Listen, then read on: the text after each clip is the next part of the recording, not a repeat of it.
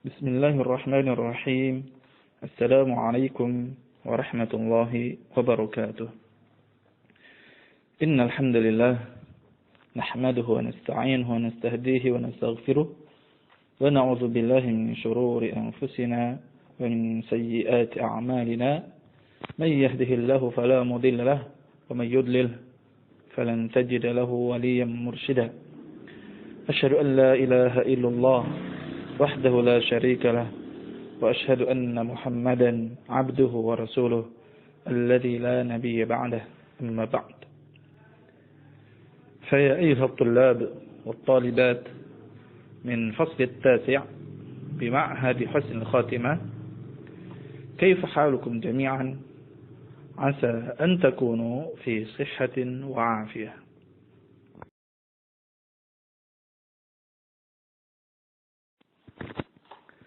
وإن شاء الله في هذا اليوم سنواصل دراستنا عن كتاب الجنايات، والموضوع الذي سندرسه اليوم هو القصاص.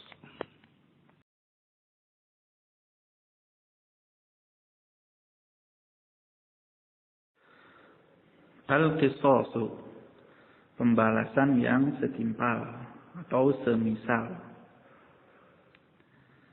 Tentang kisah ini, Allah Subhanahu wa taala berfirman di dalam surat Al-Baqarah ayat 178 dan 179 yang berbunyi, A'udzu billahi minasy syaithanir rajim. Ya ayyuhalladzina amanu kutiba 'alaikumul qisasu fil qatla الحر بالحر والعبد بالعبد والأنثى بالأنثى فمن عفي له من أخيه شيء فاتباع بالمعروف وأداء إليه بإحسان ذلك تخفيف من ربكم ورحمة فمن اعتدى بعد ذلك فله عذاب أليم ولكم في القصاص حياة يا أولي الألباب لعلكم تتقون.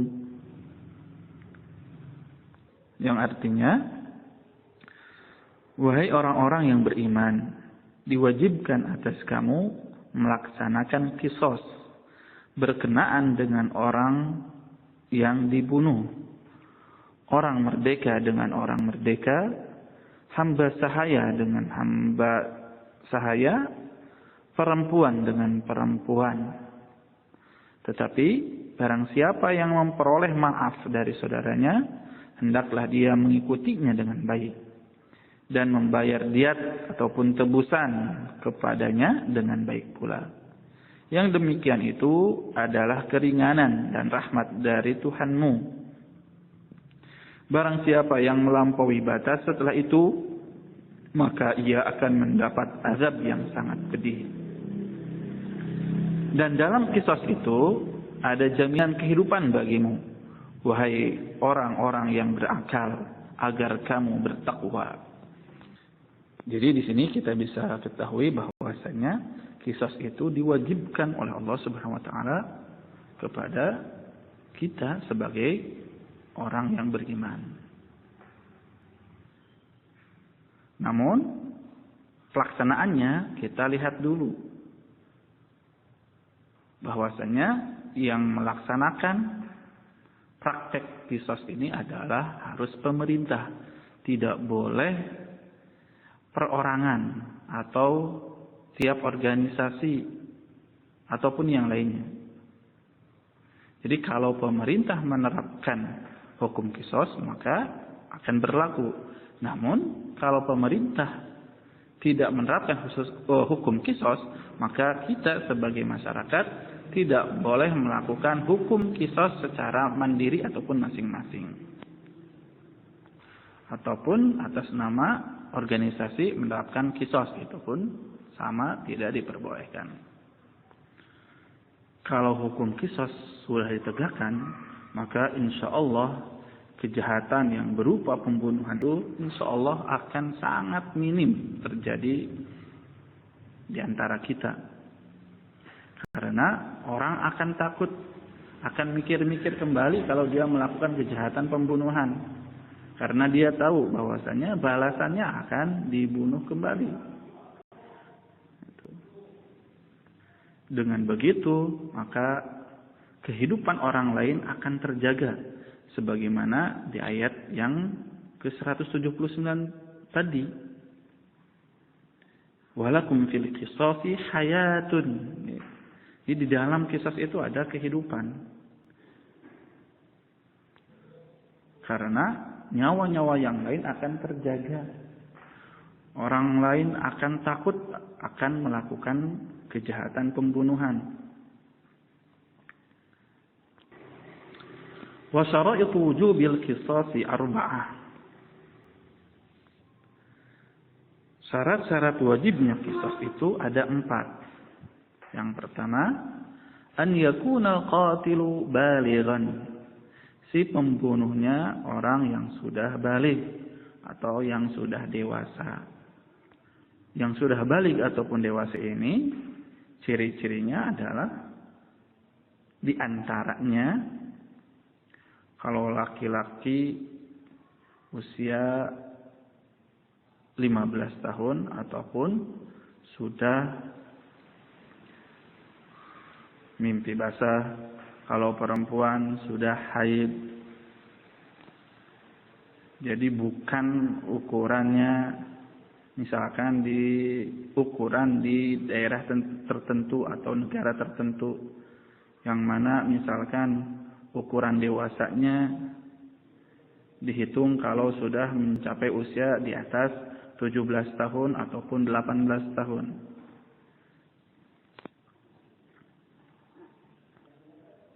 Sehingga kalau pelaku kejahatan itu sudah berusia 16 tahun, maka di dalam Islam dia sudah harus terkena hukuman qisas kalau dia melakukan pembunuhan. Yang selanjutnya adalah aqilan. Pelakunya orang yang sudah berakal atau orang yang berakal, bukan orang gila.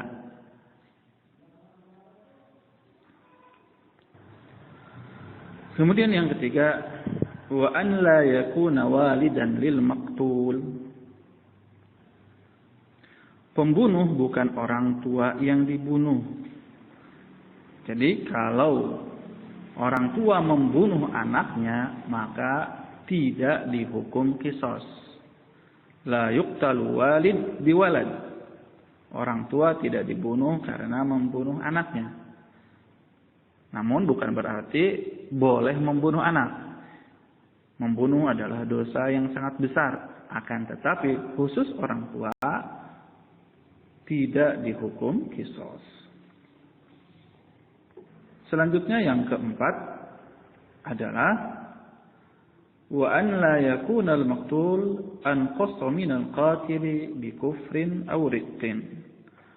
Orang yang dibunuh tidak kurang nilainya daripada orang yang membunuh dikarenakan kekafiran atau perbudakan. Maksudnya adalah apabila seorang muslim membunuh orang kafir, maka hukumannya tidak diqisas karena perbedaan derajat antara muslim dengan kafir. Begitu pula ketika orang merdeka membunuh hamba sahaya, ini pun hukumannya tidak diqisas.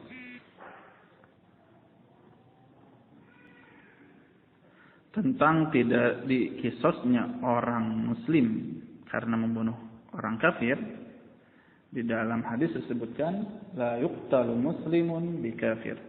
Muslim tidak dibunuh karena membunuh orang kafir. Kemudian tentang tidak dibunuhnya orang merdeka karena membunuh hamba sahaya, di dalam Al-Quran disebutkan al-hurru bil hurri wal abdu bil abdi. Orang merdeka dengan orang merdeka, hamba sahaya dengan hamba sahaya. Wa tuqtalul jama'atu bil wahid.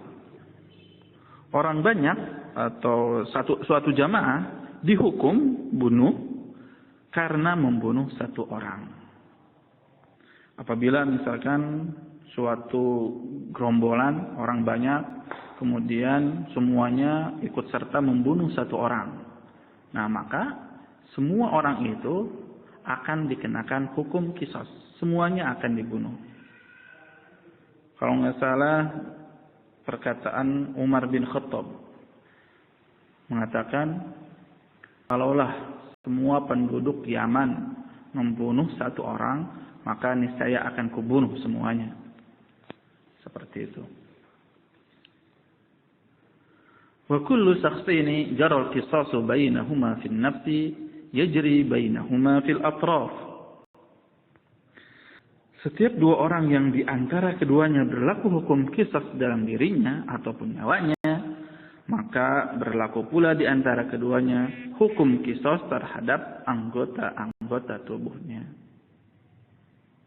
Jadi selain qisas pada jiwa juga ada qisas pada anggota tubuh yang lain.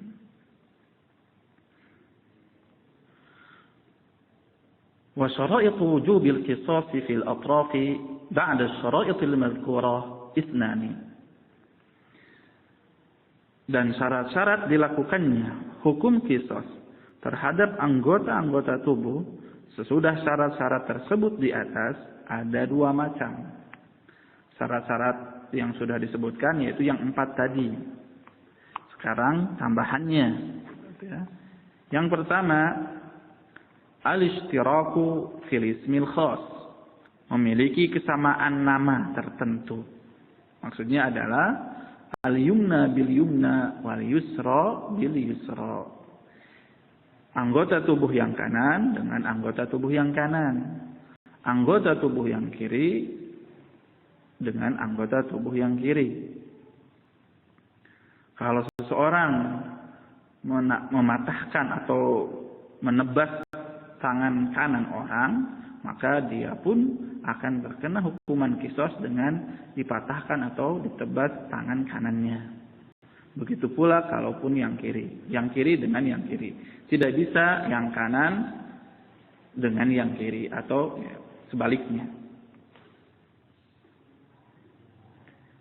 Syarat yang kedua adalah an la yakuna bi ahadit tarfaini shalalun. Salah satu dari dua anggota tubuh tertentu itu tidak mempunyai cacat ataupun kelumpuhan. Misalkan orang yang tangan kirinya lumpuh, lalu dia mematahkan atau menebas, memutuskan tangan kiri orang lain. Maka seharusnya yang dikisas adalah tangan kiri si pelaku tadi yang lumpuh. Namun karena tangan kirinya lumpuh, maka kisosnya bukan pada tangan kiri yang lumpuh tersebut. Kenapa? Karena tangan kiri yang lumpuh dia itu tidak sebanding dengan tangan kiri orang yang sehat tadi. Dia tidak sebanding.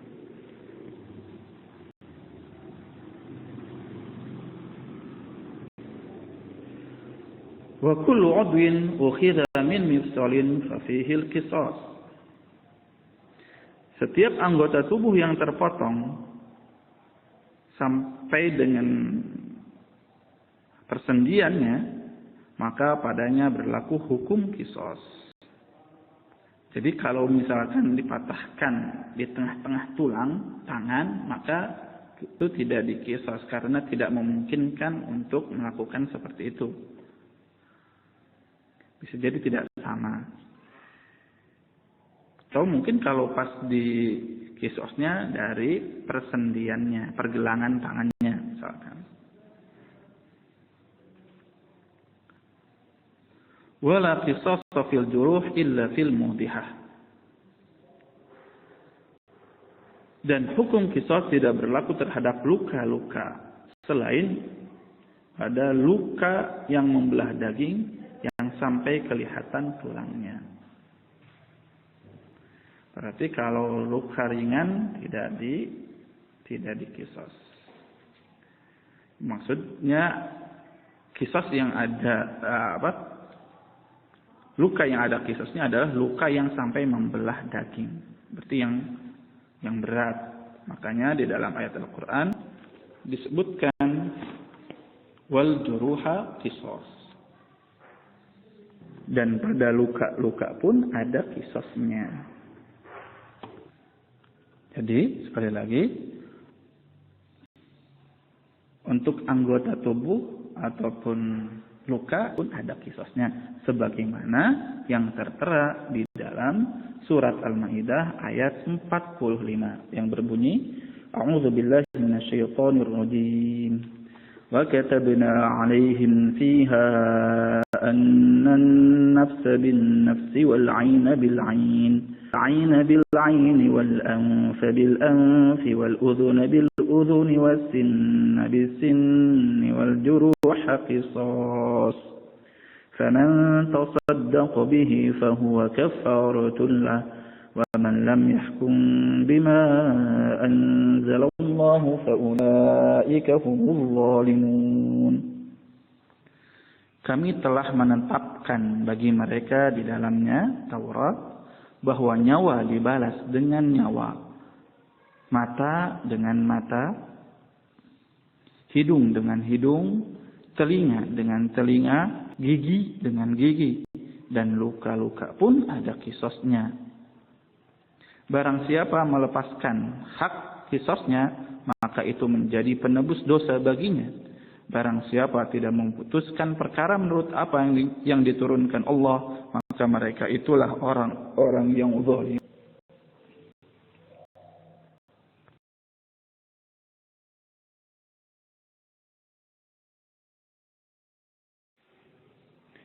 Para santri semuanya, jadi dari pelajaran ini kita diharapkan untuk bisa tidak sampai menyakiti orang lain, apalagi sampai menghilangkan nyawa orang lain, karena balasannya pun sangat berat sekali. Begitu pula kita tidak boleh menyakiti fisiknya, apalagi kalau menyakiti tanpa alasan, baik itu sesama muslim ataupun kepada saudara kita yang beda agama dengan kita. Kalau tidak ada alasan, sangat tidak diperbolehkan. Dan untuk menjaga itu semua, Islam mengatur akan hal tersebut, sehingga orang akan berpikir kembali untuk melakukan kejahatan yang berupa menyakiti fisik ataupun menghilangkan nyawa orang lain. Baik, insyaallah pada kesempatan ini kita cukupkan sekian. Mudah-mudahan bisa dipahami, mudah-mudahan ada manfaatnya bagi kita semua. Al-'afwu minkum, syukran ala ihtimamikum. Wassalamualaikum warahmatullahi wabarakatuh.